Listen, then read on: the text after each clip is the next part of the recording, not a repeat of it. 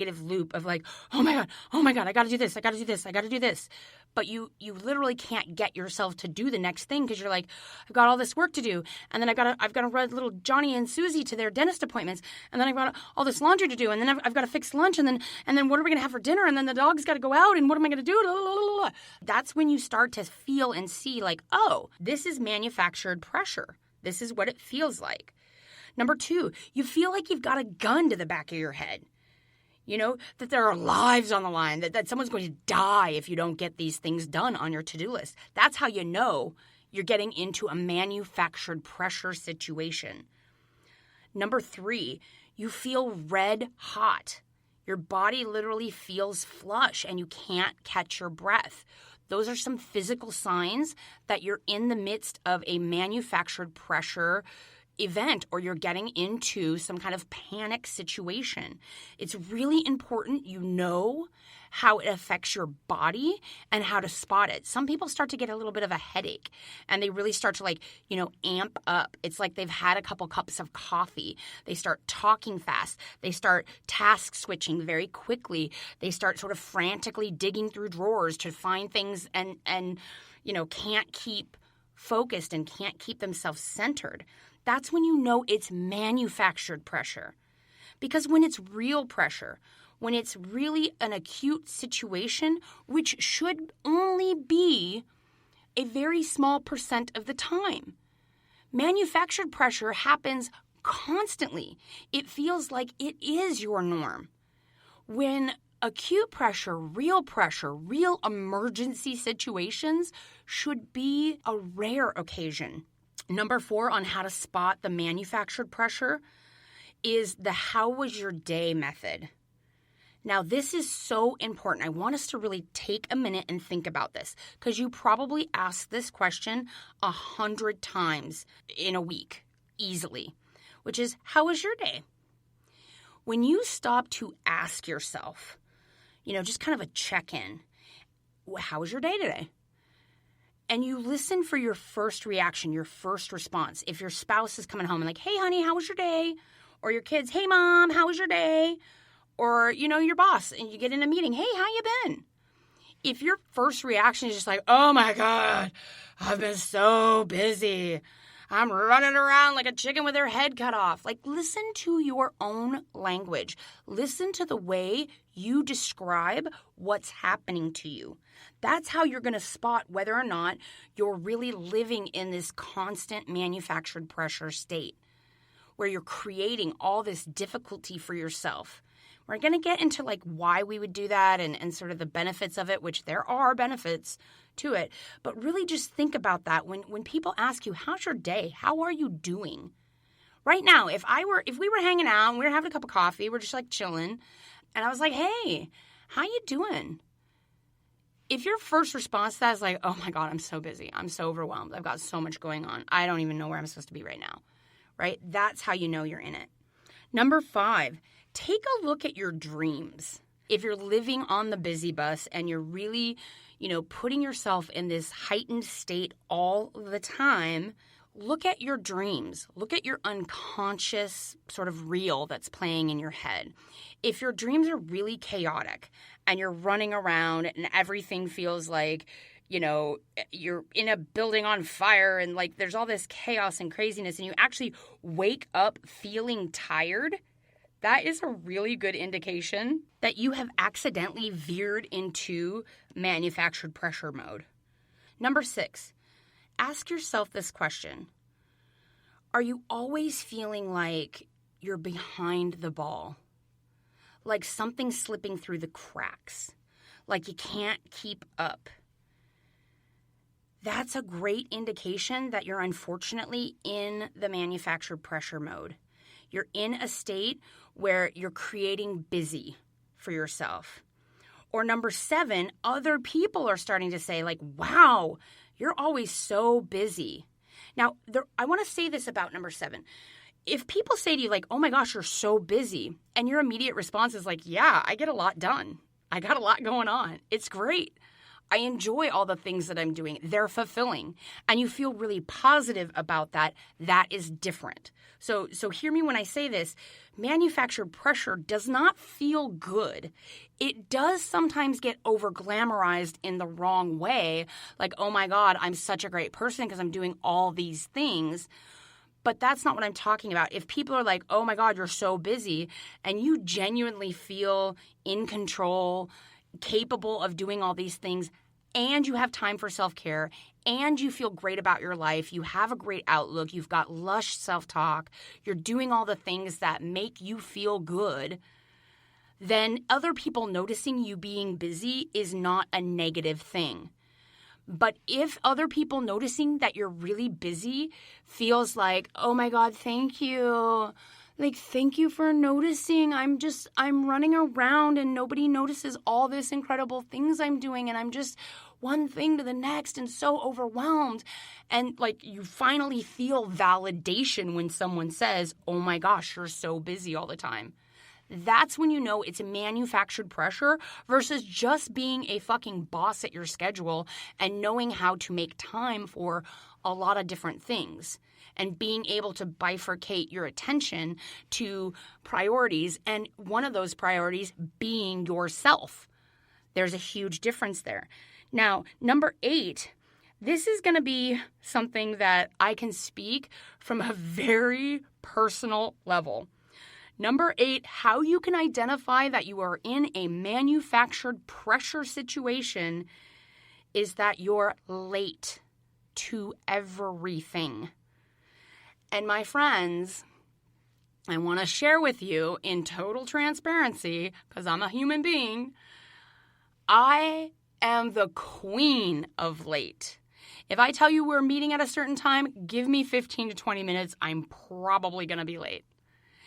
Now, as I've been working through some of these things, through the medication of the ADHD, through making some time for myself, through setting boundaries, and through really working a lot of these concepts that I bring to you on the podcast and making myself a priority and working on my own self-care, I have cut down on that a lot. And I'm really proud of the progress I've made with that. But that's how this came to be a topic I'm sharing with you. Is because when you put pressure on yourself to do all the things all the time perfectly, you're not going to have time to do the things that you actually need to do or that you commit yourself to do. If you're not good at setting boundaries, you're going to overcommit yourself and not be able to fulfill all of the boundaries.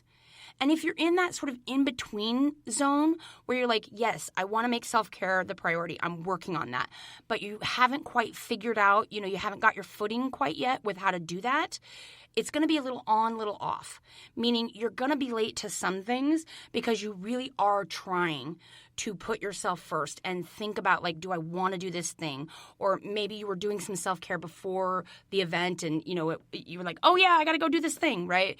That's not manufactured pressure. That's just like life. But what I'm specifically getting at is manufactured pressure is like you're constantly late to everything because you constantly feel under pressure to do everything. So it's a really good indicator light that, like, hey, you're creating some challenges for yourself that you have control over. Being busy is manufactured pressure. It's made up. It is created. And guess what, friends? It's you. It's you that's manufacturing it. It's you that's creating it. You get to decide. Think of the amazing power you have with that. The choice that you have with that. I hope that information empowers you and makes you feel like, yes, I have a choice. Because so many of us feel like the busyness in our lives is not our choice. And it is. It absolutely is. Last but not least, another great way to tell if you're in that manufactured pressure zone is that you're forgetting big things. Big appointments, big deadlines. Like misplacing your house keys, that's one thing. Forgetting your kids at school, like completely forgetting them, until somebody else calls you or the principal calls you or somebody's like, hey, you want to come get your kids? Right? That's a big thing. That's a huge indicator like, whoa, you got too much going on. You can choose to start taking some stuff out of that to-do list because you created the to list. You are telling you, I have to clean the house. I have to do the grocery shopping. I have to get the kids ready. I have to do all these things. And the answer is, no, you don't. No, you don't. But if you don't figure out how to work this self-care into this massive to-do list and this manufactured pressure, it's going to fall apart. I promise you. This I know like I know, because I've had it happen to me so many times in my life. So now that we know what it is, we know how to spot it, I want to talk to you about what can you do to relieve this manufactured pressure. And so I've got 5 different self-care ways how you can get out from under it. Number 1 is a vagus nerve hack. It's a hand reflexology practice. I'm going to have a link to the show notes. You can watch the YouTube video, but it's a self-massage technique that you can do on yourself when you're in the midst of one of those out-of-control manufactured pressure moments, when you're just wildly going from one thing to the next and your head is spinning and you can't focus and you don't know how to help yourself. It takes 30 seconds. Again, I'll link the YouTube video to these show notes, but it's an incredible technique that I promise you, it seems really weird, but just try it. It fucking works. Number 2 is the 5 senses practice. Now, I've gone through this in detail in other podcasts, but it's really just find 5 things you can see, find 5 things you can smell, find 5 things you can hear, find 5 things you can taste, and 5 things you can physically touch or feel. So there's another episode where I go into depth about this practice. Number 3 is the box breathing techniques. That's the 4-4-4. Breathe in for 4 counts, hold for 4 counts, breathe out for 4 counts, hold for 4 counts. So it's a 4-count breath that you do over and over and over again. That's really going to take you out of that panic mode and put you kind of into your center, at least long enough for you to go, oh yeah, I'm creating this. I have the choice. Do I want to feel like I'm on fire and juggling glass? Or do I want to feel centered, in control, focused, and ready to take on what I need to do and make the hard decision if what I need to do is sit down and take a moment for some self-care? Number 4, a cold water shock. So I know there's lots of people out there who they do this on a daily basis. They either have those cold plunges. You could literally just take a very cold shower. You could drink a very cold glass of water. You could hold an ice cube. Get creative. And number 5, last but not least, I want you to get really good at just stopping. Whether that's taking a nap, like no phone, no book, nothing. Just go take a nap right now. Go lay down in a dark room, even if you're not tired. Like, we've got to start normalizing, and we've got to start glamorizing stopping right where you are, letting the chips fall where they may. Because if you recognize some of those previous signs that you are in a manufactured pressure, busy, panicky situation, you have to be okay canceling the meeting, having someone else pick up the kids, letting the dishes pile up, not doing the laundry, whatever it might be.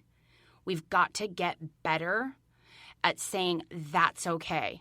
That your mental health and your well-being and who you are as a person is so much more important than what you do. And if that's the only thing you take away from today's episode, I want to say it again so that it really sticks and resonates.